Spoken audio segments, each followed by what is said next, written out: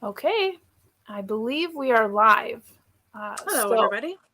We will get right on into it. Hello, good afternoon. It is a very sunny day here where I am, but deceptively so because when you go outside, it's quite cold. Yeah, winter has come back a little bit. Yeah.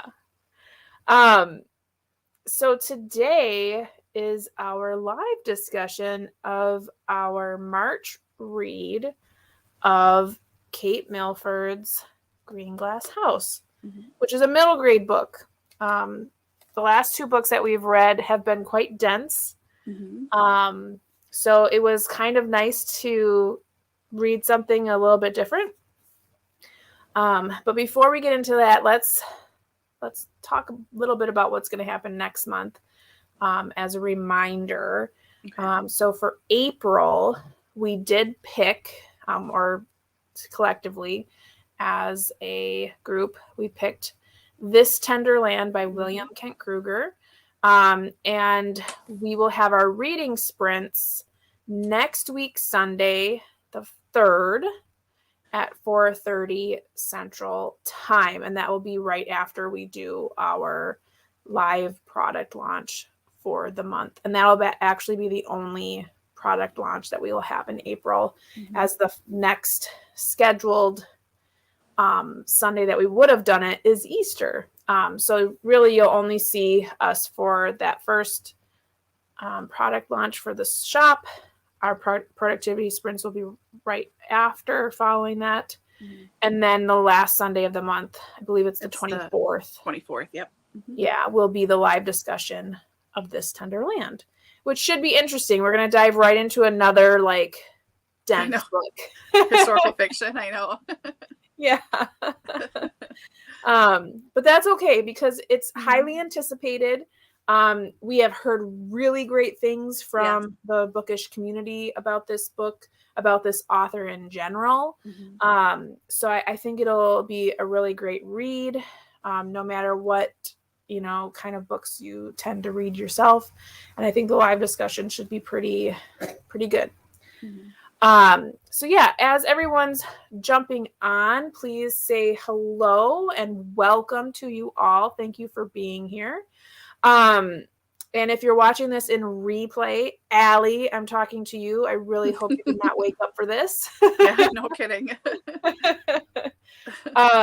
Please feel free to comment in the comment section. We'd love to hear from you. I have a feeling she'll sneak her way in towards the end, as she usually does. But hopefully not, because it is quite early on her side of the globe. So it is. It looks like we have a couple of people already here. Hello, Mary. How are you? Hi, Mary. So nice to see you. It looks like she didn't read the book, but she had to be here for the company. Absolutely. Hey, we love it when you're here. So no worries on that. And I'm sure there are some questions in here that even if you didn't read the book, you could probably answer them. So no worries. And we have Cool Gamer. We saw them in our last live. So hello, welcome. And then Angela is new to the book club. So happy to have you here. Looks like it's your first time joining in. Yes, thank you so much. We are happy to have you. And for anyone who may be watching this in replay and may be wondering, you can join the book club at any time, even at the end of the year with our last book. We are more than happy to welcome any newbies to the group. So let's kind of talk a little bit about our book here. Again, we chose a middle grade book this time around, as it is middle grade March. So that's really great. This covered, I think, a couple of prompts actually in the middle grade. I think there was an orphan prompt, and I think considering Milo is a self-proclaimed orphan, even though he was adopted and has a very loving family, I think there's an orphan prompt in middle grade March. And I think there's also to read a book with an Asian main character, and Milo, we know, is Asian. So there you go. You had a couple prompts covered if you were looking to participate in middle grade March. the way I participate in middle grade March is I read middle grade books. I don't really look at the prompts because anytime I look at the prompts, I end up not reading the right books anyways. So Yeah. if I don't pay attention to them, usually I go back and I go, oh, I actually fulfilled some of the prompts. Mm-hmm. So, but anywho, let's talk about this book more directly. And good. Awesome. So Angela knows the prompts. Wonderful. Awesome. So as per the usual, to just get it out of the way right away, how did everyone rate Kate Milford's Green Glass House? When you think about your Goodreads rating on a 1 to 5 scale, 5 being the best, what is your rating of this book? Laura, what did you think? Ideas?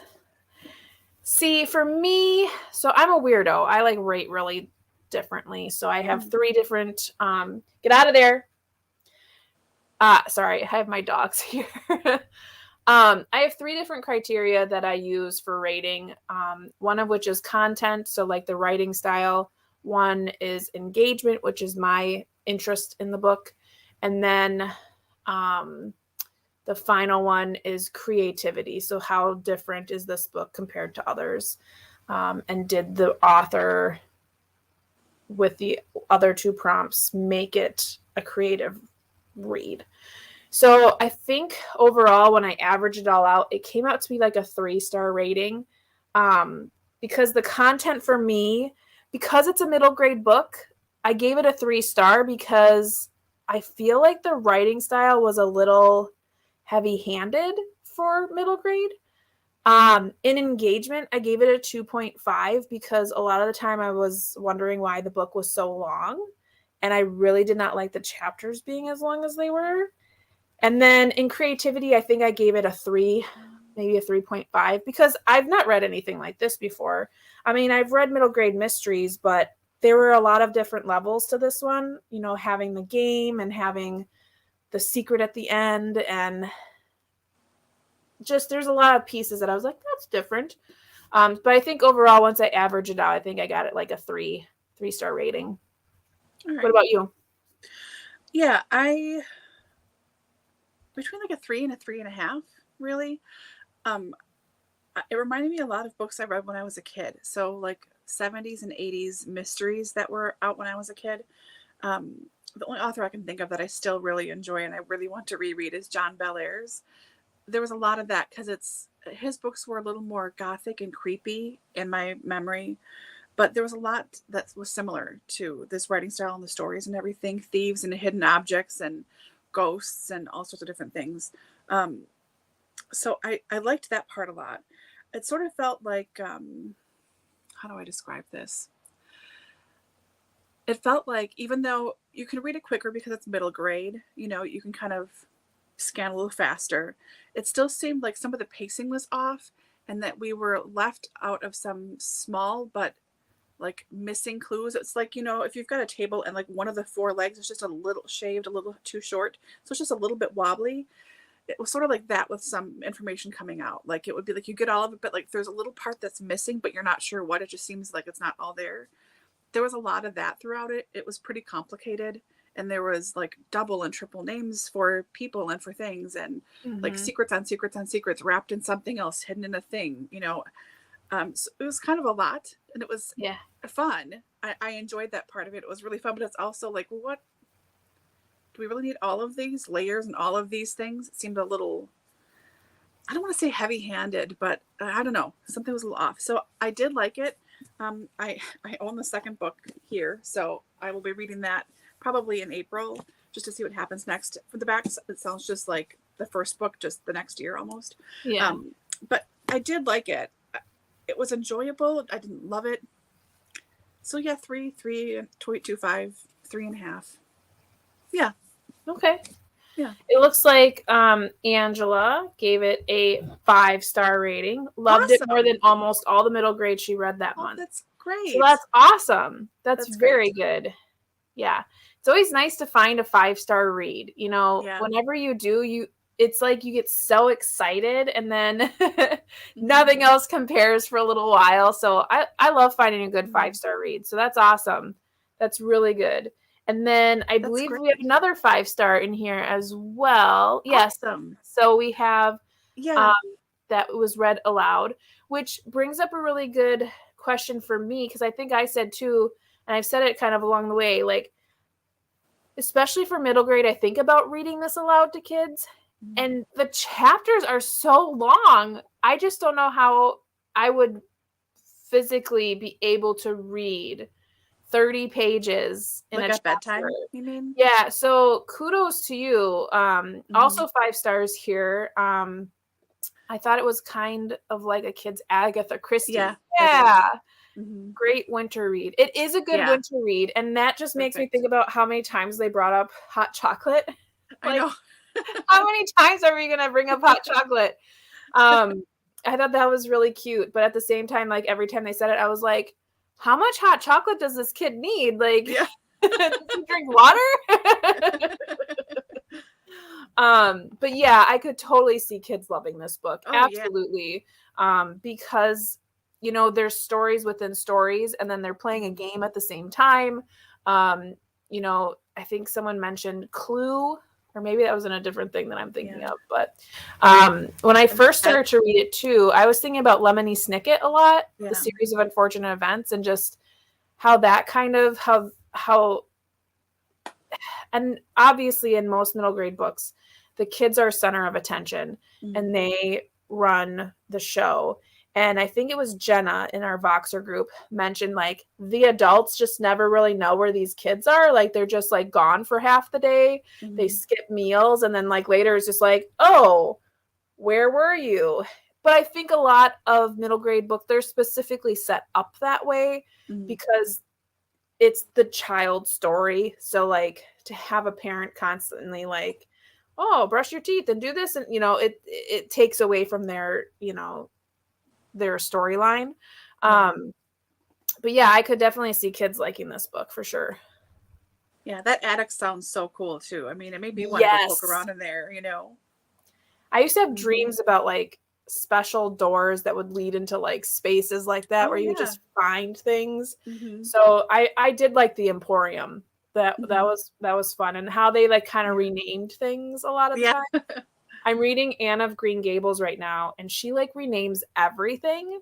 So it was kind of funny to have, like, because I'm reading both, like I was reading both of those at the same time. So like, it's just such a kid thing to do, to explore your imagination and just start like renaming people and renaming things. And I don't know how they keep it straight, to tell you the truth. They don't have to think about bills and cleaning things, and you can just think about fun stuff.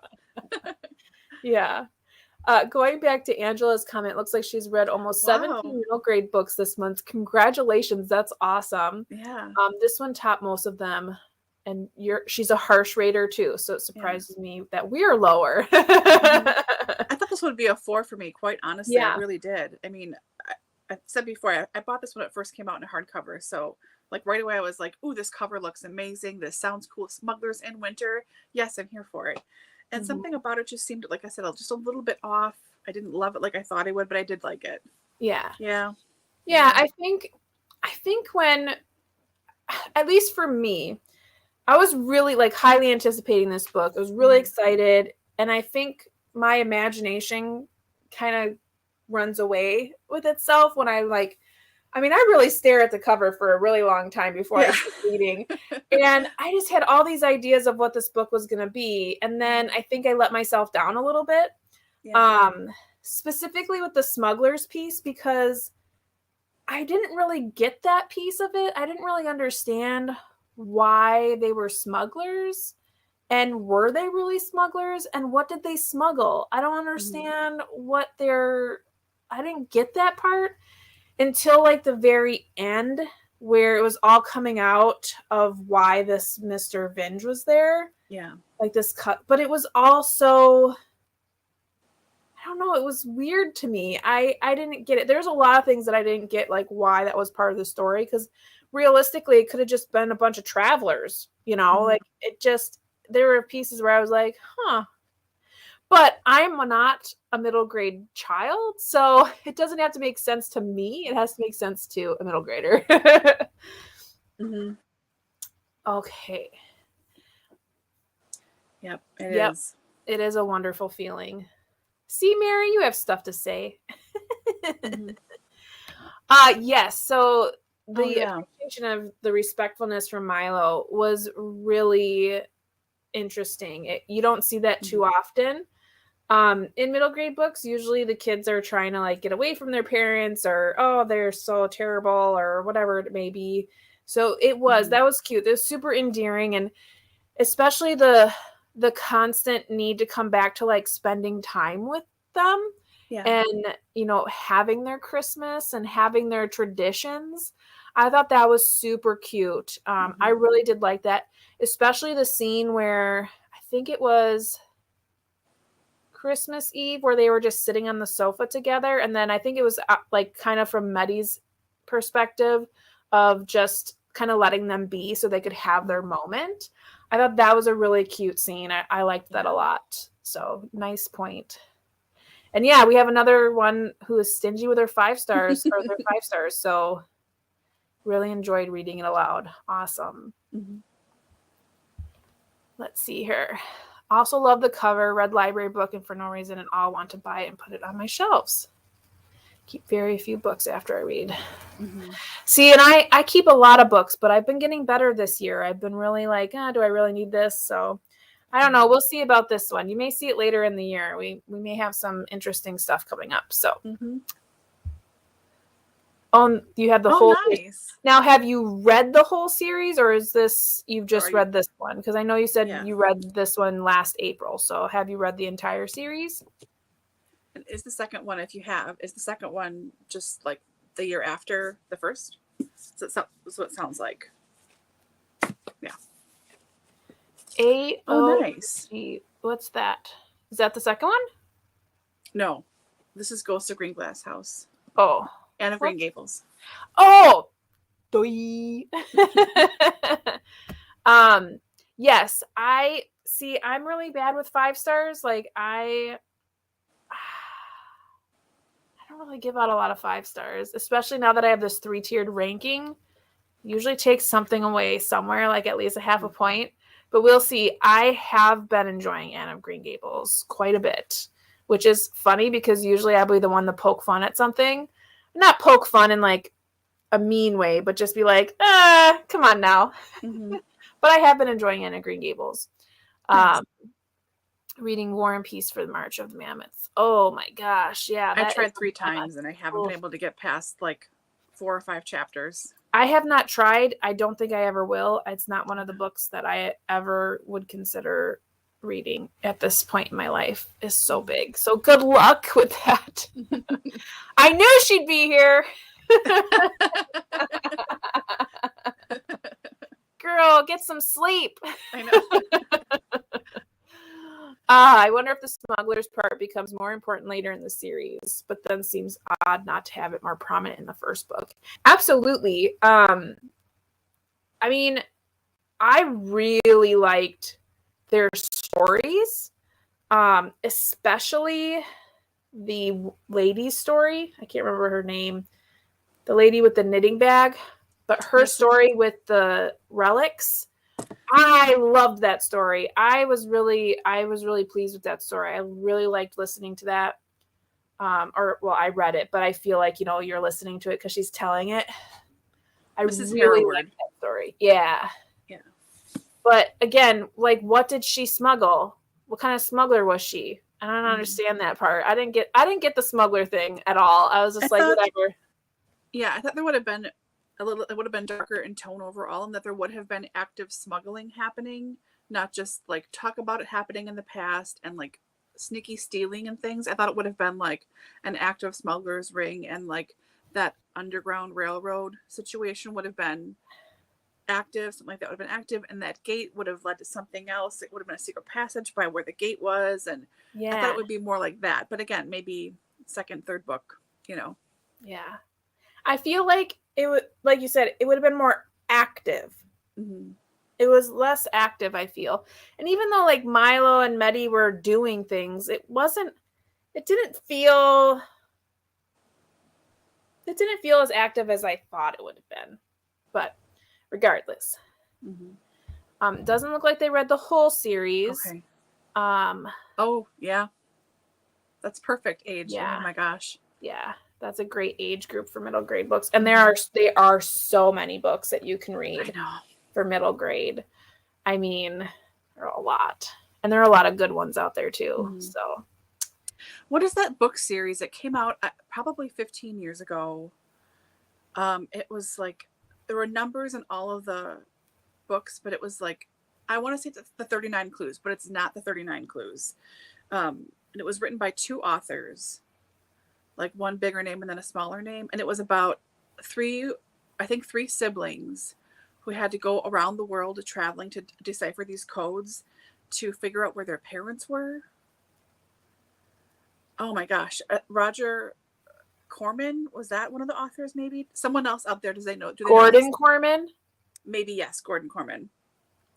But like, it was such a good series. I was old enough to do that, but I listened to the audiobooks when I was working at my library, and they were really fun. They remind me of Green Grass House in a lot of ways, like the adventure and the kids' point of view, and like you're missing some things, but for kids it would make more sense, and as an adult you're like, there's some holes here, but you just keep going anyways. My stepdaughter would probably know because she read a lot of his books. There was a kidnap series that she read by him, but it wasn't a ton. It was like 4 or 5. My phone's right here.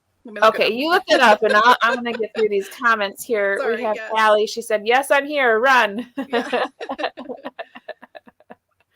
You're funny. Okay. We are currently reading the second Winter House book. Then we might start another Green Glass House. Very nice. Let's see. We knew it was only a matter of time before you showed up. Yeah. You best be laying in bed. I'm sitting on my bed. It's the Bedtime Book Club. Yes, that's our new name, Bedtime Book Club. Okay, so I was right. It's the 39 Clues. It is 39 Clues. Okay. Yeah. There's a couple of different authors with that. Yeah. That's serious. Because I think Rick Riordan. Yeah, he does a few. He writes a few of those as well. Yeah, my stepdaughter really liked those too, and they're so hard to get at the library because there's always one missing in the series. Someone didn't return it. So anytime we went, I'm like, you need to get like 4 in a row. Yeah. Because when we come back, it's not going to be here. But she really liked those too. Okay, so we are 20 minutes in, and we haven't even got to our actual questions. So let's keep going. Some of these we've kind of discussed within our initial discussion, so we can kind of plow through a few of them. But we've kind of touched on this a little bit. But this is categorized as a middle grade book. Do you read middle grade often? Is this your first time reading middle grade? And thoughts on future middle grade reading? I know this question kind of popped up because of Allie, who had mentioned in a Voxer group that she hasn't read middle grade for 25 years. The first one she picked up was Harry Potter, and then now this one, because we inadvertently guilted her into reading the book. But Laura, what's your middle grade kind of? I mean, I read middle grade before it was a thing because I'm older than middle grade, the title, and I have always continued to read middle grade. I've gone back to it over and over again. It's not unusual for me to go up to my library. So my library, the kids and middle grade section is upstairs. It's the only thing on the second level. So I often go up there and check stuff out. And then when I started working there, the librarians were like, "Oh, hey, we recognize you." I'm like, "Yeah. Do you have kids?" "No. I just like to read picture books in middle grade." So I'll just keep at it. I buy it on a semi-regular basis. I kind of go in spurts with reading it. I am doing a big book project now for all of my books. For the scope for everybody, I have about 4,000 physical books in my house, a little over that. And I am splitting everything up to fiction and nonfiction, read and unread. And I'm pulling out series, and I'm pulling out my middle grade books. So I'm finding books that I didn't think of as middle grade, but actually are. And I have probably 15 in a little pile on the side that I was like, oh, I didn't realize. So try to keep my middle grade all together so I know when I feel like I want to read a book like that, I know right where to go.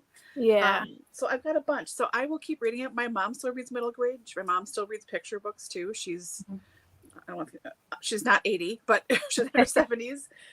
So yeah, I will keep coming back to it. I will always read middle grade. I think it's a lot of fun, and there's so many different storylines now too. And like you said before, there is so much out there now. Like it's just a booming genre. It's crazy. So yep, I'm a fan. I will stay a fan. How about you? Yeah, so I think obviously when I was a middle grader, I think the books you read were more school related, books that they had at school. But looking back, and when I look at books that I read at that time, they're more elementary and just more chapter books. Sure. Whereas now middle grade has really just exploded into this genre of reading that is kind of like how we've seen through the 90s and into today with like movies set for kids, where they're not just set for kids. There is adult content in them as well, so that both the child and the adult enjoy them. And I think that same thing happened with the middle grade genre. I specifically remember when I worked at this little gift shop downtown, and the library was right across the street, and it was slow all the time, so I wanted something to read, but something that was fun. So I used to go into the kids section all the time, and like I read Spiderwick Chronicles and Nancy Drew and all these different books that were middle grade books. I fell in love with the series of unfortunate events, which went into college. So I mean, I've been reading middle grade, but like on the sly, like you don't really tell anybody that you're reading all this middle grade, because you know, at that time in your life too, I think it's set in your head like you advance your reading, so you're supposed to move into other books. And it wasn't until, you know, and I still kind of read some depending on like how old it was. Like Harry Potter, technically, I think the first 3 books are considered middle grade, and then the rest are more YA. I definitely read those, and then got into a lot of YA books once YA became a thing. I don't really like YA anymore. Like I have a really hard time with YA books, but middle grade books to me, they're something else altogether. Now as an adult and finding BookTube, I feel like I've gotten the okay to read middle grade more. Absolutely. And like you, I have all of my middle grades separated. We have a 15-year-old in our house, and she wasn't always 15. I mean, I met her when she was 7. So we've accumulated a lot of middle grade stuff, Boxcar Children, Judy Blume, all that kind of stuff. And those are more elementary, but getting into the middle grade, she is like, you know, Keeper of the Lost Cities. Like there are so many. I really want to read that series. Yes. So, I mean, I like middle grade, but I am as critical as I am with regular books. And I just am. And that's maybe my background, my education. I just can't help it. I can't help criticizing a book. But I also know that I have to like remember this is made for kids. And Krista from Books and Jams made a really great comment in one of her videos recently, where some middle grade books, you can tell like this is made for a kid. And then there's some that you can tell are made for kids and adults to enjoy. And I like the ones that are for both. Obviously, when it's like, I can't wrap my head around this. This is definitely for kids. I do have to set it down because it's just, I just can't get through it. It's just like, no, thanks. But yeah, no, I really do like middle grade, depending on its content. And I like them because they're usually series a lot of the time. But I also, there's been a lot that handle topics that adults, you know, try not to talk about. And I love those books because I'm so thankful that they exist. So I'm slowly finding those and like remembering them so that I can introduce them to my own children, Mm-hmm. because they have topics of, orphan and racism and civil rights and all of these things, different cultures, diversity, that a lot of the times I think when we were kids, I don't remember being handed books like that. So I'm excited to be able to find those kind of books that handle those topics, to be able to introduce and, make it a normal thing to read about little boys or little girls or whomever who are different than what I am and what my children are, because it's important that diversity starts at home.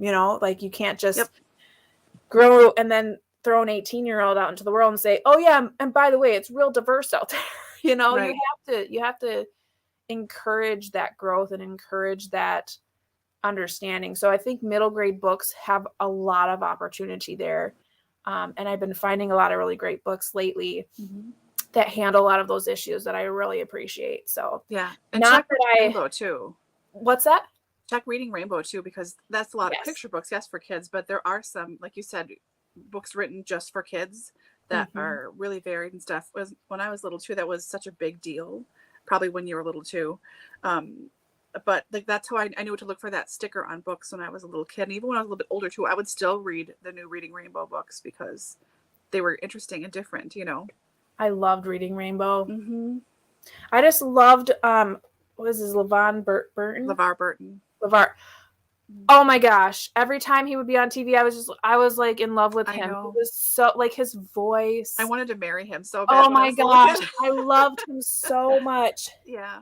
Him and Mr. Rogers were like my pals, man. I just loved them so much. They were so, anytime you had someone who just like saw into your soul through the TV, you're just like, I love you. You're just amazing. I just loved him so much. And then when you would watch Star Trek, you're like, oh, yeah. Do you know who that is? The adults are like, yes. Yeah. Okay, so we babbled on, and when I say we, I mean, we're good at it. But let's jump into the comments and see what everyone else has to say. I know I want to reflect on this real quick. We're going to bring you into the inside joke. Yeah. It's not a big deal. Allie, our Foxed Folios, she lives on the other side of the globe. So right now I think it's like, what did she say, 2 a.m. or 4 a.m. or something really like absurd early morning on Monday. Yeah. So we always tell her, you don't need to be here. We want you to be able to sleep. And she always pops in. So it's just a running joke that she has come to haunt us during our live streams. So that you are now in as part of the inside joke. And if you're in our Voxer group, she's just very silly. She's always putting in silly comments and whatnot. So she is our resident jokester. Angela says, let me see if I get that to go. Okay. Kids are grown. Used to read a ton. Not really. VC Andrews as a kid. At 12, hit my mom's shelves. Oh my gosh. VC Andrews, like, what would you categorize that? Like, is that the original YA, like, saucy read? I think so. Like, the amount of incest in those books. I mean, don't get me wrong. I read the crap out of those books. I know. But they're bad. Like, I remember reading them and being like, I don't think I should be reading this. Like, yeah, those are the books that my friends and I passed around, like, oh no, this book is fine. Oh my God, you have to read the next book in the Heaven series. It's so amazing. Like, oh my gosh. I mean, she kisses her brother. Yeah. There's a lot of naughtiness in there. Yeah. But yeah. Yeah. It's in there. But yeah. You're not the joke, Allie. Is the joke. No. You're silly. I've read a lot of middle grade, 5 kids, 3 grown, read aloud. Nice. Yep. Yeah, I think reading aloud is so important, not only for yourself to like keep your brain going and keep, the I like the hand-eye coordination. It's kind of like the head-mouth coordination. Mm-hmm. But kids love it, and it helps them with vocabulary, and it's bonding time. And yeah, we used to do that a lot with our my stepdaughter. We read a lot of the Harry Potter. I think we got up to the 5th book, and by that time I'm like, you can read these on your own now. Because they're so enjoy big. the 700 pages. Yeah, but that was always fun. I always love, and middle grades are fun to read aloud because like for me, I really like Roald Dahl. So like Matilda is super fun to read out loud because of the characters that are involved, and even Charlie and the Chocolate Factory. I mean, there's so many middle grades that you can put voices into that they're just fun. Super fun. Okay. 6 months ago, nice. Did middle grade March. May read one here and there, but next March before I read more. Yeah. And I do that too. It really depends. What I've noticed is a lot of time, because I read a lot of classics, I find that I'm like, oh, this is a middle grade book, but it's a classic. Like I read The Little Princess not too long ago, and I'm like, oh, it's middle grade, but it's considered I've never read that one. But yeah. Oh, it's really good. I liked that one a lot. Same with Anne of Green Gables. That ended up on my 22 books to read in 2022, but it's middle grade. So that's why I haven't read that either. I know. Johnny Tremaine is middle grade. Like there's a lot of books that I picked them out because they're classics. And then I'm like, oh, it's middle grade. That's before middle grade was a thing, So it's interesting. But I don't read as many middle grade as I do in middle grade merch, for sure. Let's see here. Read my nice. Oh, it's so good. They're so good. They are a little You love them, but I found them so annoying. I think what's annoying about them is it's 13 books of the same thing over and over again. Like they just keep running. Well, I mean, when they start running. But it's like, oh, and that Count Olaf. Oh my gosh. It's so obvious as an adult. You're like, oh my God. Yeah, there he is. There he is. Like there he is, kids. Not a like, mystery. Yeah. And the stuff that they get away with, and it is annoying. It is so annoying, especially because it is set in a time and place that is not our time and place. It's somewhere else, because nowhere in this great earth would that first judge be like, oh yeah, you have to go there after all this stuff. Like, and then Mr. Poe is just an idiot. Like, he is. I really liked, and sorry for any spoilers, people out there, but like when they spring off and like are kind of on their own, that's when I'm like, okay, well, at least we have that, and they don't have to go random places. But yeah, and I gotta tell you, I was really disappointed with the end, like the actual the end book. Yeah, because I was not foreseeing that was the way that book was that series was gonna end. That was very, that was annoying. But we could do a whole nother live stream about series of unfortunate events. Last middle grade, Harry Potter. Oh, sure. Perhaps because I don't read comfort. Yeah, I think, Allie, you like to read more substantial reads. You have a very vast knowledge of a lot of things, so I think you like the challenge. So I could definitely see that for sure. I read Keeper of Lost Cities this month. Oh yeah. Krista said number 2 is better than 1, so maybe read it, but otherwise would not continue. Yeah. I've heard that they keep getting better as they go. That's why even though they're my stepdaughter loves them. We actually for Christmas, was it this past year? I don't know if it was this past year or the year before. We got her the next 3. She needed we got her the next 4. She needed 6, 7, and 8. Was there 9? I think 9's coming out. And she read them in like days. And they're huge. Yeah, they are. They're huge.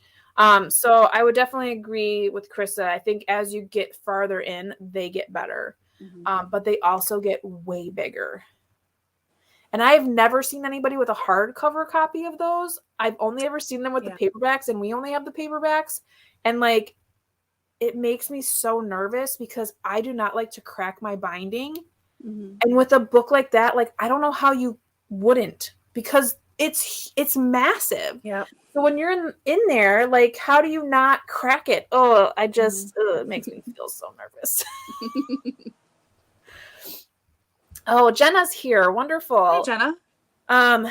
No, don't tend to read middle grade or even YA, except for 2022. Read a lot, and yes, still tend to be critical on them because it looks like maybe, yeah. And Jenna and I have the same background as far as education. That's how she and I met. And so it's hard to have a critical lens on a middle grade book, because should you have a critical lens, but at the same time, it's hard to take that out of your mind when you're so used to doing that with books. So definitely see where you're coming from, Jenna. Absolutely. Oh, sure. Allie, not all middle grade is cozy, but that's her perception. Also have a really hard time with funny books, kid or adult, which is another thing I associate some books of younger readers. That's an interesting comment. Funny books. I don't read funny books too often, but if they're funny enough, I do enjoy them. Yeah. No worries. We don't want anyone to feel out of the loop, for sure. Yep. Yeah. Yep. Same plot.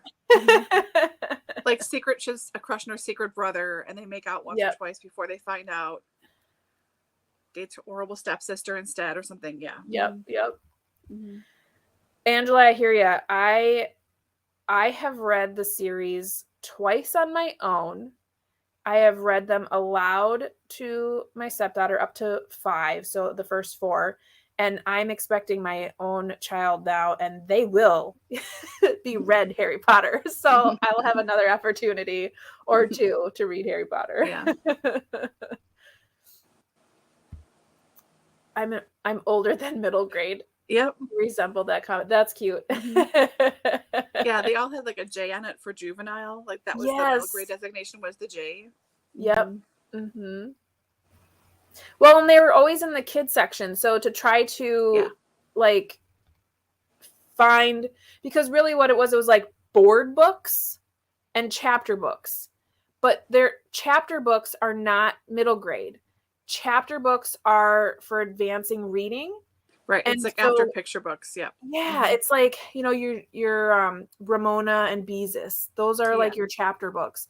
That's not a middle grade book. That's still elementary. So it was always hard to like find where the separation was. And now that middle grade is this big genre, now you have that more. Now you have that separation in the library, which is nice for people who are looking for it, that is. Finally broke down and bought the entire Anne of Green Gables series. I did too. I've never read it before, but I finally found a really nice copy, like a really nice set. So that wasn't mass market, which was hard to find for a long time. Yeah. I actually found my copy at the dollar store, believe it or not. And it's one of those puffin and Pantones, which I originally found one that was Wizard of Oz and was yellow, and this one's green, obviously. So like, I don't know. I don't know if I'll continue my reading of Anne of Green Gables, but my copy. Here's my set of Oh yeah, those ones are with really these beautiful pretty covers. I know. Yep. Book outlet. Very nice. Okay, with fiction, she reads for language and writing, character, plot in that order. Necessarily mid-grade rating is fairly straightforward, which doesn't mean it's not good for its audience. Yeah, no, absolutely. That's good. That's a good criteria to be looking at, though. A lot of times you find that the readers kind of go one of 2 ways, which is they're either character driven in a read or they're plot driven. If they don't have what they usually read, it's an off-putting book to them. I've noticed a lot of people will say that, like, oh, I didn't really like the character, so I didn't like the book, or oh, I didn't really like the plot, so I didn't like the book. Whereas then someone on the opposite side will be like, oh, I loved the characters, it was great, so I totally get that.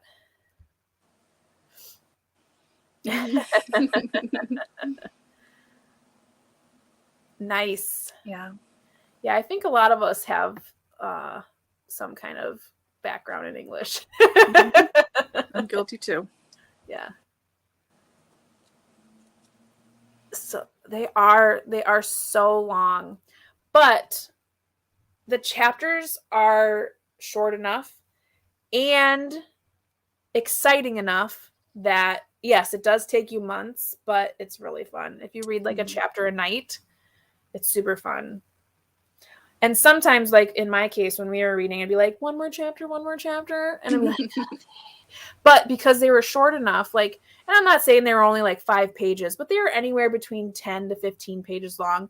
If they were 30 pages long, there's no way I'd be reading another chapter. No, that's take you all night. Tundra set. Nice.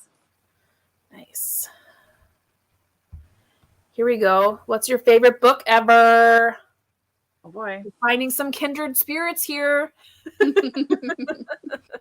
Okay. 45 minutes in, we've answered one question. Oh. So this has become a real middle grade discussion. Let's jump into the actual book here. So as far as Milo, the character, goes, we know that he was adopted by the Pines at birth, essentially. So he's always been their child. How do you feel about his self-labeled orphan status? How that may have affected his life or affects his life? And how did his feelings kind of change throughout the story? Did you recognize any kind of this storyline or this thing for a little? Milo? Yeah, a little. I sort of forgot about it though until he brought it up again. Like when Owen showed up near the end too, is when I noticed it the most. I think as I sort of kept forgetting, because he's not an orphan, because he's had these same parents essentially his whole life. Yes. Even though he looks different than them, he's not really an orphan. But I understand that feeling, and I understand why he would, feel that way. So it popped up a couple of times in the book from what I remember. Like he would mention it in passing, and I'm like, orphan, okay, sure, yes, okay. But until the very end, when he was talking with Owen or listening to Owen talk, I noticed it the most then. And then too, when Meddy was like, but you're not really. He was like, oh, maybe, yes. So I liked it, but I don't know, it just felt sort of dropped and sprinkled. What did you think? Only took a 6-year-old to put you in your place. Right. An old 6-year-old. Yeah, and I think it really came up because one, he does look different than his parents. And then when they start to play the game and he was able to make up a new past, and he even felt really guilty for doing that, because he does love his parents, and he never called them like the Pines or, he did recognize them as his parents, as his mom and dad. And he felt really bad when he started to think about birth parents. So I thought it was really nice at the end when his mom, recognized that when he met Owen and got that dragon figurine. It's more about heritage, I think. Yeah. It's more about knowing where you came from, not necessarily where you are now, but just knowing like where your heritage is from. I thought that was really important, and I think that the author did well with the topic, but I also felt like there could have been more. And I wonder if that'll come up more in the following books. Yeah. Maybe he will discover more of his ancestry, because it seems to be very important to him. And like I was mentioning with his mom kind of saying that at the end, like saying it's okay to think about that and to want to know more. And, we encourage you to do that, or whatever she said. They're very supportive of him and his feelings. I did really like that. And I didn't feel like, and obviously I can't speak from my own experience, as I am not an adopted child, but I can imagine that having that line of questioning throughout the book, even though it wasn't heavy-handed, but having that, I feel like if you were a child who may have gone through that, maybe you would feel better about asking questions, because I think that this book kind of made it seem okay. Like, it's okay to have questions about that, and right, and think about them and wonder. Think about it. So I did like that was in there. And I had another thought, but this baby is sucking brain juice from me, so it's gone. Right. But yeah, I think it was nice because it wasn't, I don't feel like it was like shush, like put under the rug. I feel like it was just out there, and it was going at his own pace, as opposed to like slamming him with like, oh, and guess what? This is what it is. Or, like, so, but I would hope that in the other books of the series that would be brought up a little bit more too, because I feel like he's very interested in the Asian heritage, as opposed to his parents, who do not share the same nationality. So yeah, I found that to be quite interesting. So I hope that would continue on in the next couple of books. So let's see what everyone else has to say. Did I lose my place already? Oh, I hope not. Oh yeah, here we go. Oh, we have a favorite book of Little Women. I've heard that's a lot of people's favorite book, and I have not read that, and I really have no interest. I don't know. I have a weird feeling that I'm not gonna like it, and I don't want to tell people I don't like it because they'll send like a hitman or something. H.P. Bedford. Yep, several chapters tonight. Yep. This is, I really didn't understand why he felt he was an orphan. I thought it was weird that word was used as well. And that's why in the question I said self-labeled, because he's the one that says he's an orphan. And I think because that it feels like that word is just kind of thrown about, especially in middle grade books, that anytime you are adopted, you were first an orphan. So I think I feel like that's why he self-labeled that way, because at some point somebody didn't want him, which creates an orphan, even though we don't know what the story is there. How do you feel about that, Laura? Yep. It's interesting, that term, though. I mean, I know when I worked my corporate job, there was a lady probably in her late 50s or early 60s at that point, and her dad had died a long time ago, but her mother recently passed, and she kept saying and talking about herself. She's like, well, I'm an orphan now. And it's like, but you're 60 and you have to expect that's going to happen. Like, no one abandoned you, but that's really how she felt. Like, her mother abandoned her. Her mom had cancer, and it was a long, hard fight that she had. It was, I think, 3 years she fought. So like, you saw this coming. All the prognoses you were telling us were never great. So like, but it was that mentality. It was that little kid in her felt so abandoned and felt like her mom just gave up and left her, and she was an orphan.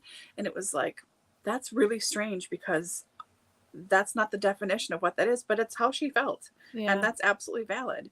So I think it's interesting. You're right. Like, someone voluntarily went like, oh, no, thank you to you as a person. And then now, even if you're with these wonderful, loving people, and it's the best possible situation you could hope for a kid, it's still, that there's a little part of you that's maybe broken or unlovable somehow, and you're afraid of that. So you kind of hook onto it in a way and hang, like it's part of your identity. You know? So I don't know. I get it, but I don't. Yeah. And I don't think we're to say like we're invalidating his feelings. Oh, right, absolutely. But yeah, the understanding of why that is the feeling. Yeah, definitely. Because he was an infant when his parents adopted him. Right. Got him, right. So. we have here, I think he starts out feeling lack of confidence. I think you're right. Being adopted and I think too, you see it immediately because of the fact that he doesn't look like his parents. Mm-hmm. That's really because if he was white, say and I don't know even if the Pines are white. I wouldn't say like, I don't know if they are because I don't think it ever really says, but we just know that they're not Asian. Mm-hmm. And because all of the people who come into the home, they're like, oh, you're their child because he looks different. It's, I think that's really the trigger is, oh yeah, I don't look like them. So I'm different. So I think that's definitely a big part of it, because if he was the same nationality, it's like he could like float under the radar and no one would really know. So I definitely get that for kids who, you know, maybe don't look like their parents, because they are adopted and maybe they don't share the same nationality. I can understand that would be a big barrier for them. Or not. I mean, everyone is different, but I can understand where he's coming from for sure. Okay, sounds good, Allie. I know that's a hard question. What's your favorite book? Right. Like, today? Author's note did explain that she was adopting from China, so she was anticipating the I did like that. One might feel abandoned. Yeah. So a little something about Dani. When the book is done, she stops reading. I very, very rarely read an author's note. Like very rarely. I think the only author's note I have read in a long time is a couple of author's notes from the Pink Carnation series. Yeah, because she talks about the book and like the historical research that went into that one. But I started to read this one and I was like, I don't care anymore. Like, I'm terrible. When the book is done, I'm like, I'm done. It's over. It was 400 and some odd pages. I do not need 3 more pages of just explaining why you wrote this. I'm terrible. I know. Everyone was really makes nice. fun of me. It was a really nice note. And talking about her with the kids and everything, I really appreciated that. And I see how, like, some of the complications of the book and the weaving in of all these different things that were not always like wrapped up or addressed again. They were just kind of mentioned in passing or mentioned twice and then never again. I can see where her brain was when she started to write this book initially based on that prompt she got, and then the process through adopting her kids from China. It made a lot more sense to me. I went like, oh, okay, that's why it's complicated, and that's why this happened, and that's why there's this symbol thing, and okay, got it. So yeah, I did really appreciate that. Well, good. I'm still not reading the author's note. 2 pages, just do it. I'm terrible. No, I'm good. I'm done. I finished the book. Disagree. I know. Everyone laughs at me. Like, they're like, you're really weird. I don't know why you can't just read the last 2 pages. And I'm like, because the book's done. I'm done. I'm funny. The orphan plot thing felt off. Didn't think it worked well as a story. Kept wondering why it mattered as a whole. It's got to be for the next book. What's that? It's got to be for the next books. Yeah. You know? Yeah. That's what I'm thinking. Well, and if you read the author's note. That's why.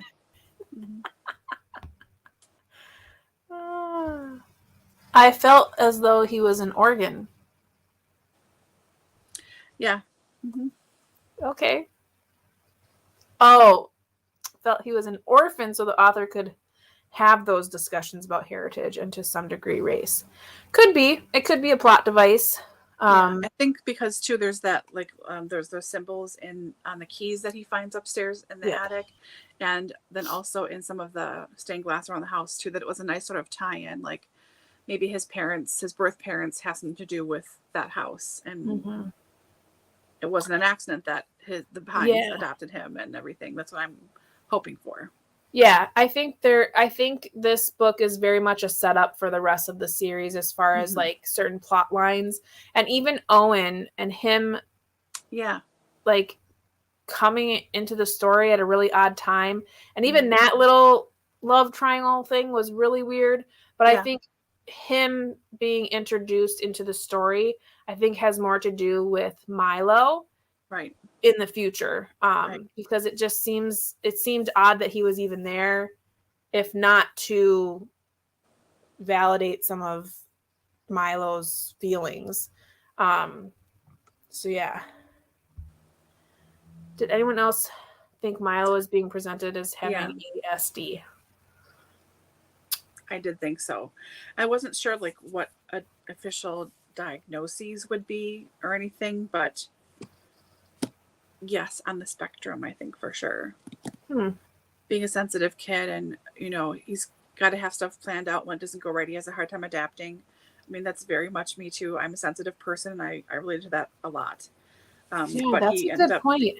being able to roll with it very well. And like at the end too, I liked how when that gunshot went off, and it was so startling to him. It was so genuinely upsetting. The whole house was shaking, even though they were 3 or 4 flights up, that he still felt that impact of that big noise. I was like, yeah, that's a nice sort of callback to him being very sensitive to stuff like that.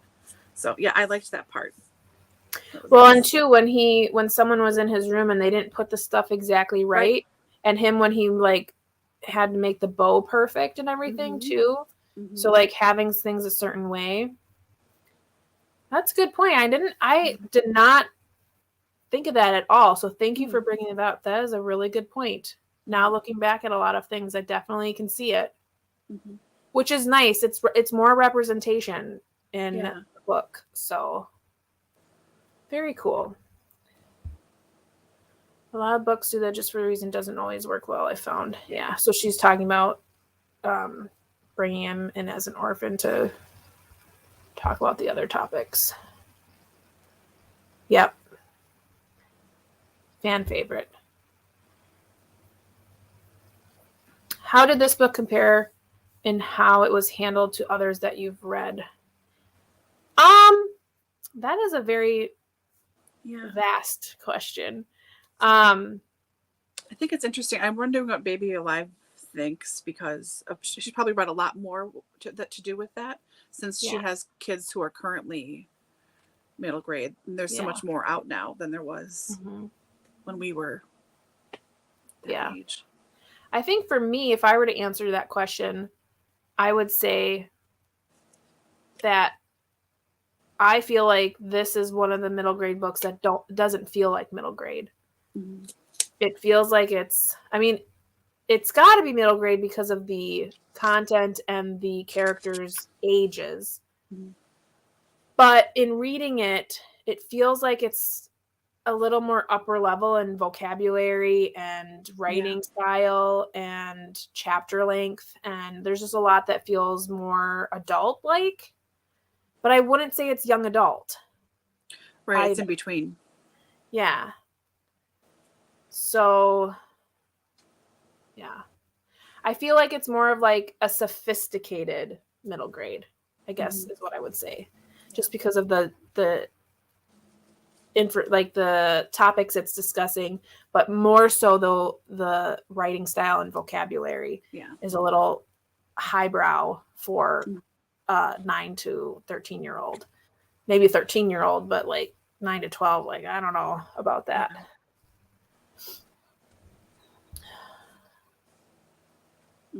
I think that's Little Women. Yep. Orphan technically means parents are dead, so most adopted kids are not really orphans. It's a good point. Did anyone else copy the authors? She mentioned bed choices regarding Marley. Yep. We just discussed that. Oh, I'm getting so behind. I'm so sorry. We're already at an hour.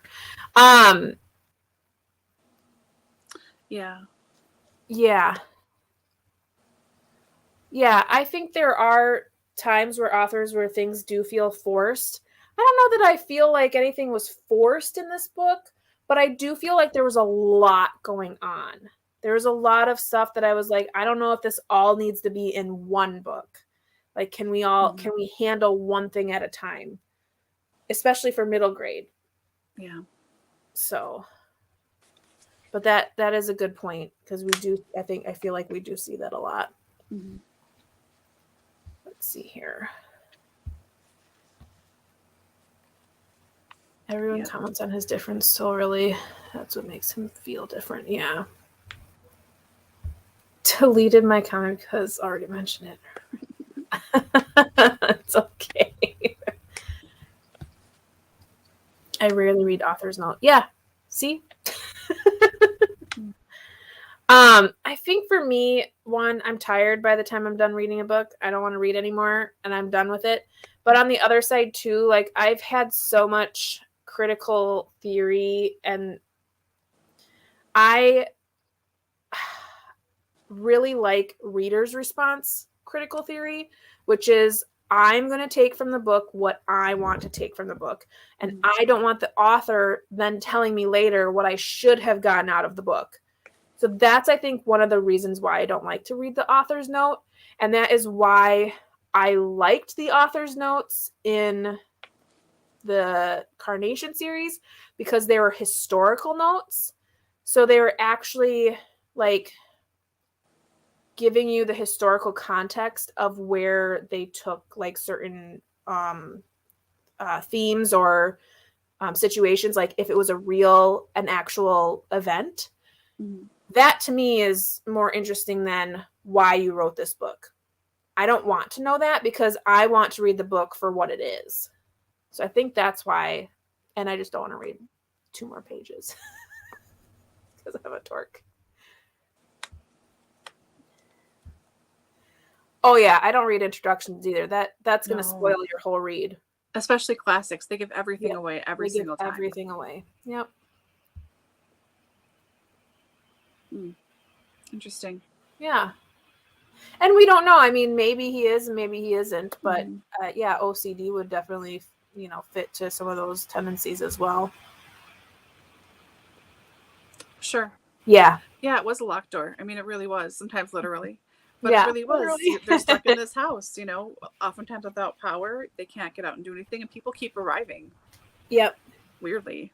Yeah. Which definitely made it feel like, I believe someone said in Agatha Christie, like, where they're just all, and then in the very end, you have that like Perot moment of like everyone being explained. Yeah.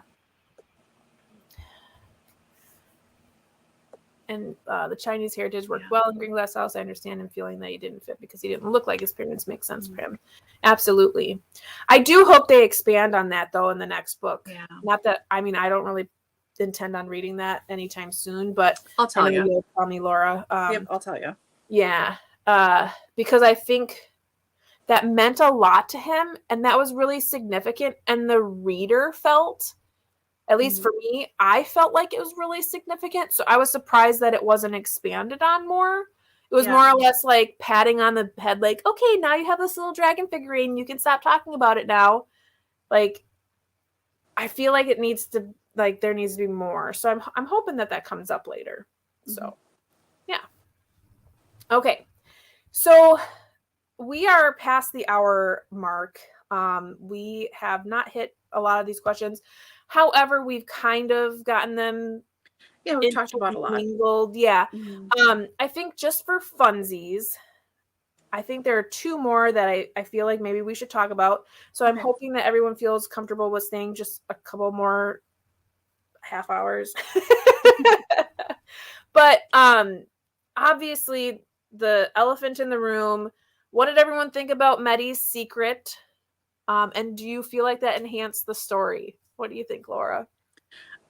Yeah, I didn't see it coming, but I wasn't looking for that either. I did notice some odd things with Meddy, but it was sort of like, huh. And I just kept breezing right past it. It was enough for me to like twig something was a little strange. Like she would say something or do something, and I'm like, no one else has a reaction, but it wasn't a full thought out.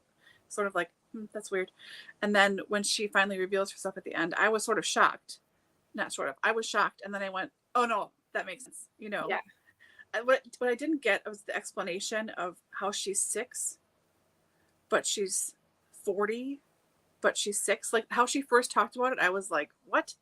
Doesn't make sense. And as she kept explaining, then it was clear. But yeah, So I was surprised, but I did like it. And I look forward to having her in the future books too, because I'm assuming she will still stay 6 as Milo ages, and what that will look like, as he grows up. What do you think? Similar reaction. I think I figured it out when she was getting kind of angry. Yeah, just before that. Yeah, when Mr. Vinge was telling his story and she was like, let him finish. And I was like, ooh, she's the kid. Because I was thinking about the ghost story that the mom tells with the man in the woods and the child on the fire extinguisher, the fire escape. And I was like, she's the kid. She's the kid. But I didn't think, and spoiler alert, I didn't think ghost. And even though that would be a ghost, but like, I just felt like she was still there, but I don't think ghost when I think that. I just think like, just never died. It's just always there. Or, but that's a ghost. Like a spirit. Yeah, I don't know. So when she revealed herself in the attic, I was like, yep.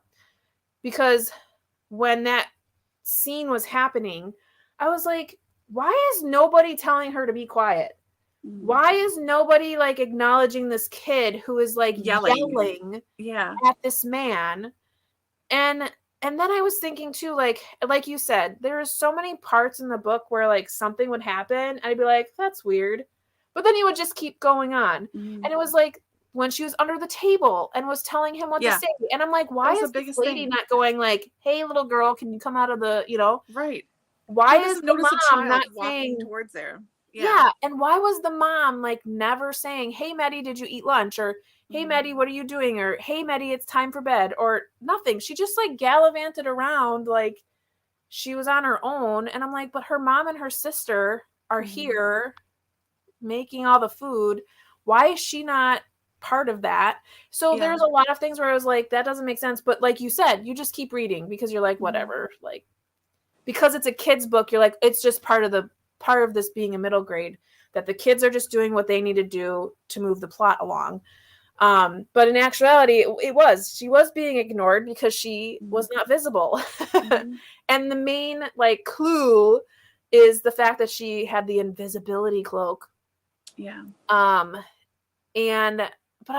it also was like, at no time did Milo said, oh, I was hanging out with Meddy. And then the parents go, who? You've been alone this whole time.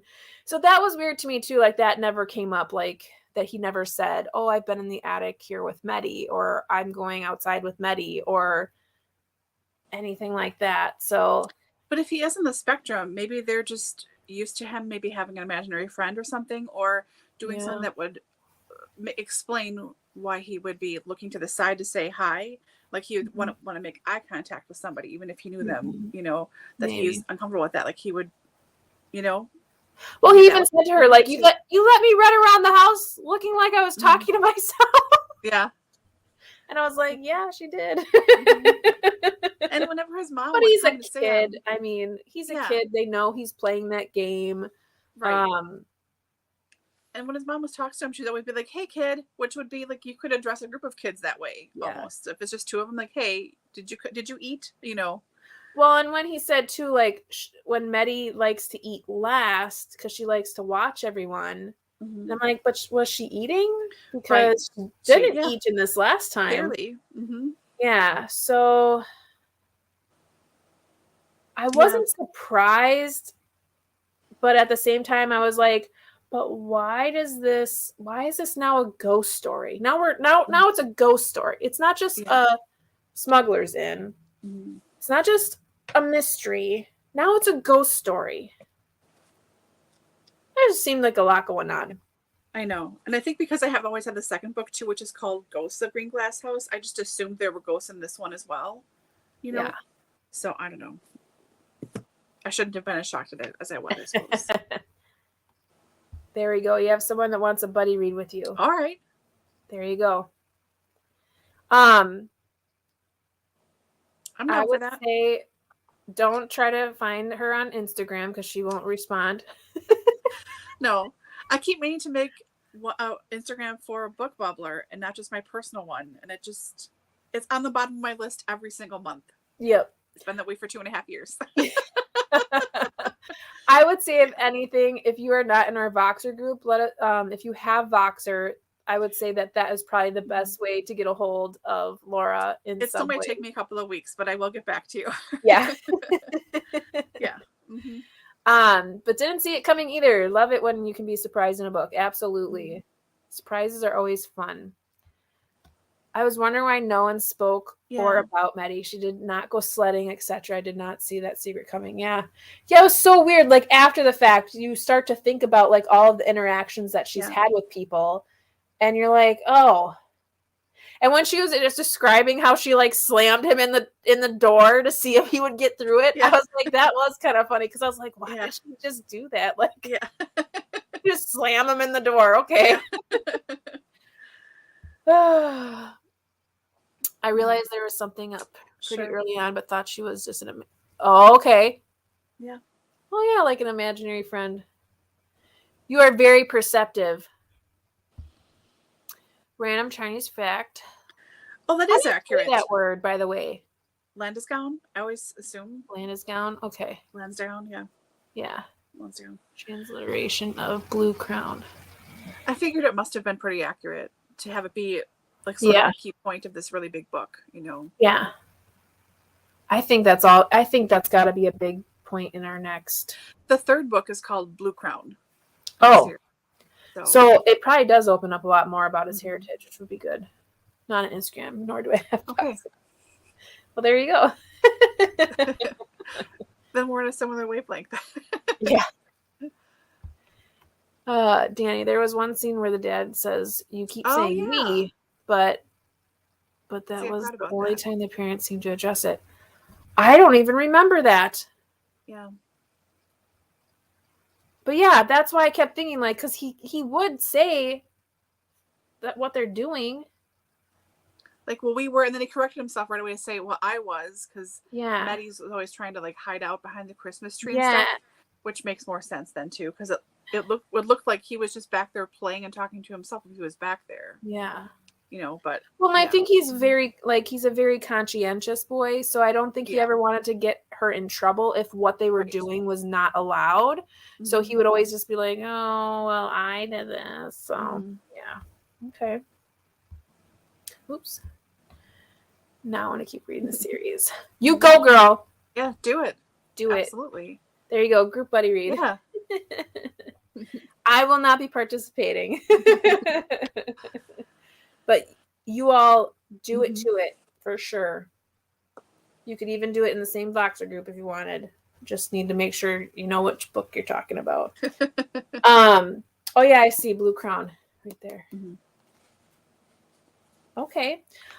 Okay, so last fun question is, because we know this whole book they were playing this game called Odd Trails, right? Mm-hmm. So the whole, double name and all that. If you were playing Odd Trails, what 3 characteristics would you have to play the game? Oh God. I know, I haven't even thought of this. What do you think? Well, I definitely like the stealthiness. So like being really quiet. Me too. So like that, like his like blackjack moves where he can just like, get through that kind of thing. And I would want to be able to be really clever in my speech, but like fast too. So like if like thinking it fast on my feet, like if someone comes and asks me something, I could be like, oh, blah, blah, blah, blah. You see that in books all the time where like these really sleuthy characters are like so on it. So I definitely need to be like very clever, stealthy, and I feel like a good character would have to be like agile. Like, so I'd have to be able to like climb up like pipes and different things so I can get to different areas and like climb through like, the what are those called? The heating vents and stuff. Oh yeah. So I just want to be like a ninja. That's what I want to be. A clever ninja. Gotcha. Yeah, I think I would like the same like sneaky powers, being able to sneak around. I was trying to find the spot in the book where they like do it a bunch of definitions and I can't quite find it. So yeah, I'd like that. I would like to do something with magic if that was a thing, like do a little protective spell or like do something to like amplify the noise or deaden the noise you would make or amplify how someone's talking, something like that. Maybe something with knowledge too, like photographic memory or something. So if you could see like a flash of a map really quickly, you'd remember that and you could like go back to that in your brain and not have to carry something with you all the time. I would like that. That's so true. Ooh, you got photographic memory. I wish I had a photographic memory just now. Just always. I know. Or not a 40-something-year-old brain. That would be great. Like, remember things. Yeah. Remember. Like passwords. Horrible with passwords. Oh. Yeah. You'll see I just posted, for anyone who doesn't have Voxer, it is a free platform. If you just go to Voxer.com, it is a walkie-talkie app. You can get it on your phone and your computer. And it just allows you to do text and voice back and forth with whomever is in your group. You do not need to exchange any personal information other than a username. And that is the platform that we use for our side discussions for our book club. So if anyone wants to join, once you have a username, you just need to let me know and then I'll add you to the group. Same if you guys want to do a separate reading group. Laura can put that together for you guys, but it's completely free. You can upgrade to an administrative status, which I have. Those just gives you capabilities to boot people from groups. And really, I only do that so that in case there's someone that is added and they are not in the group for the right reasons, we have that capability. It also allows me to recall messages in case, again, anyone is saying naughty things.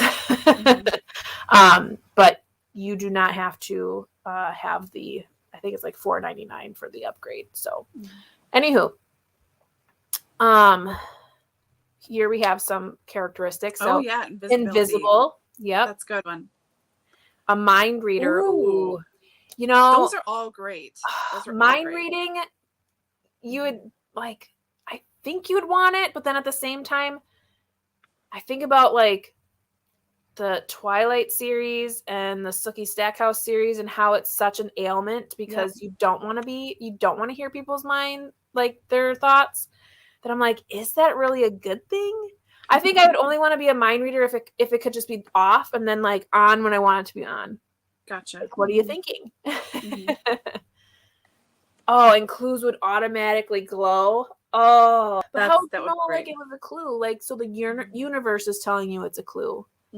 Oh, those are good ones. I like those. Okay. Just ordered book 2. Well, I'm glad we're finding you some good books. Sure. Yep. And just let us know because you'd be surprised. There's a lot of usernames in there. So sometimes I'll get someone's username and it's like got a bunch of numbers behind it because when I go to look for it, there's like 20 other people with the same name. So just let us know what that is. Thanks, Mary. You're so nice. Yes. It is a fun group. I love all the gifts that people send in there because they're funny. So, okay. Charismatic, invisible. You were at least 2 of those things, Allie. Yes. You are already amazing. All things I'm definitely not in real life. Disagree. But that's okay. Yeah. I mean, these are characteristics for a game to be like good at a game.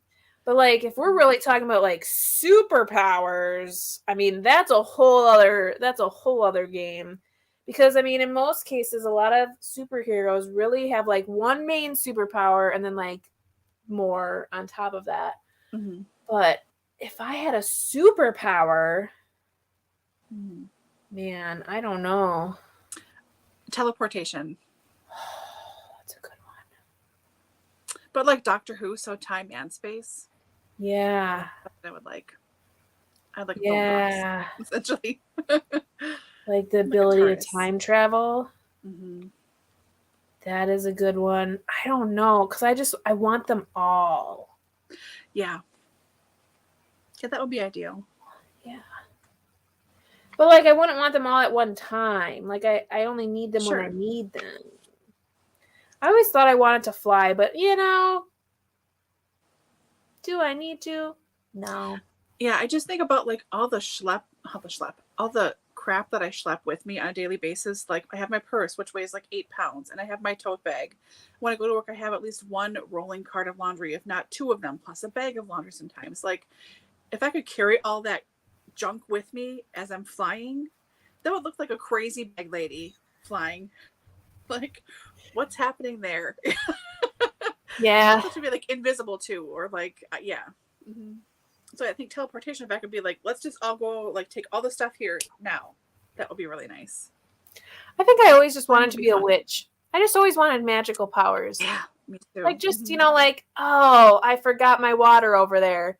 Doop, and it just comes over. I'm like, like, can you get my glasses wherever they are? Oh, thank you. Yeah.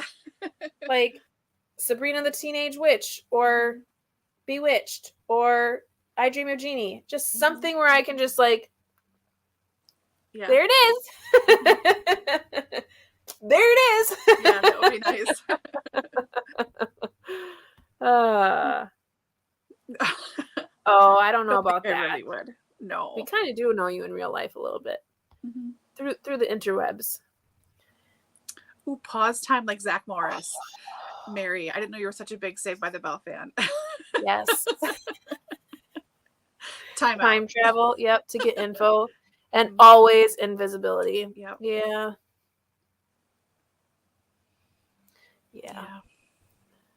Here we go. Teleportation. Oops. Heck yeah. I'd swap favorites all 3 if I could get teleportation. Very nice. I would like to twitch my nose and boom. There you go. It is. Very nice. Oh, you called it. Yeah. Is it because you had a crush on Screech? You can just admit it to us right now, Mary. No. Dustin Diamond. You know what's so sad about Dustin Diamond is he is from Wisconsin. That joke. Yep. I remember I've been to Port Washington, which is where he is from, and he often goes home there. And I remember when I was there, I was like totally on the prowl, like I don't want to see this guy because he is such a jerk in real life. Like he's so mean. Yeah, and I feel like he would just like beat you up if he saw you because he's just so unstable. Yeah. So unapproachable.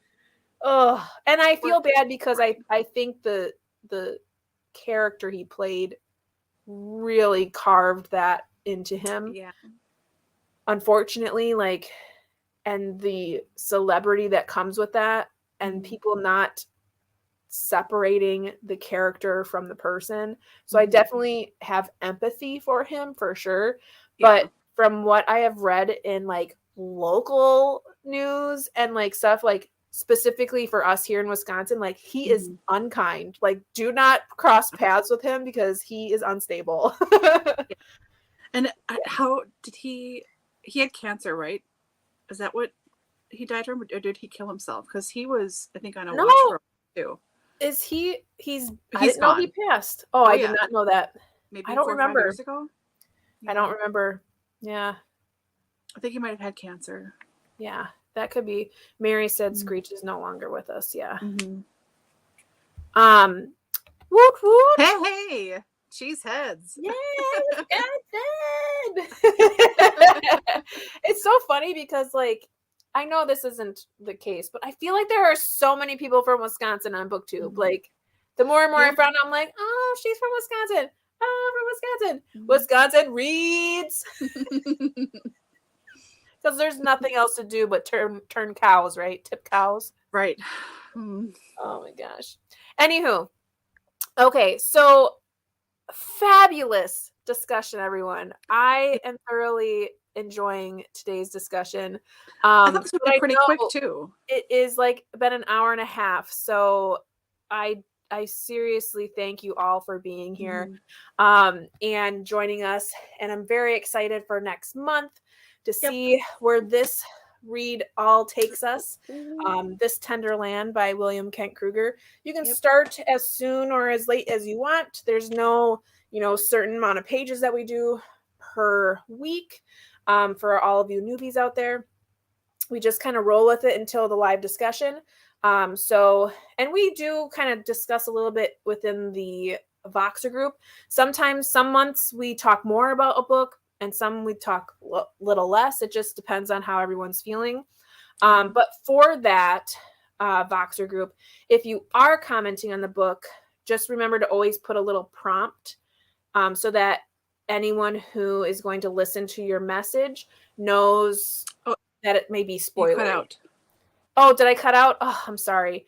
I was just saying for the Voxer group to put a message in to indicate what section of the book you're going to discuss in case it's spoilery for everyone else. But yeah, so we should be reading that. The next time you will see Laura and I will be next week, Sunday, the 3rd, where we will have at 4:00, we'll have our new product launch. And then at 4:30. And the May title. Yes, and the May title will be revealed. And there won't be a poll for May because it is Laura's birthday month. So she is picking the book for us. So that'll be revealed. And then we will also have productivity sprints at 4:30 where you can start reading this Tender Land with us, or you can read whatever you'd like. But we'll be here for productivity sprints. And then there won't be any other lives until the 24th of April, which will be the live discussion of this Tender Land. And the reason that is because the next Sunday that we would typically have a live, it's actually Easter. So we won't be doing a live then. I don't know if I will be part of the final live discussion. I'm going to do my best. But I am due in April, so it all just depends on what happens. So we shall see what that looks like. But Laura will be here for sure for that discussion. Probably, if I'm in charge, very ineptly running this show. You will do just fine. Oh, boy. Just fine. Thank you, Angela. That's very sweet. Yes. Yes, Thanks for being here with us tonight. Absolutely. It's been a pleasure to get to know you, and seeing new faces is always nice. Well, in a way, seeing new faces. Good. I'm glad you had fun. Yeah. Yes, Allie. Now go back to sleep before you have to get to work. Yeah. Ay. Thank you. I am. I'm doing okay. A little tired, but we're to the end of our road here, so it's all good. It's all good. So, okay, friends. Well, thank you so much for joining us today. I think we will end here. Thank you so much. I'm glad that so many of you enjoyed our read of Green Glass House, and we look forward to reading this Tender Land with you next month. So until then, enjoy yourselves, enjoy the weather if it's nice by you. If it's not, I feel for you. We have what it looks like a nice day, but it's very cold. We're in the 30s yet here in Wisconsin. So yeah, good old springtime.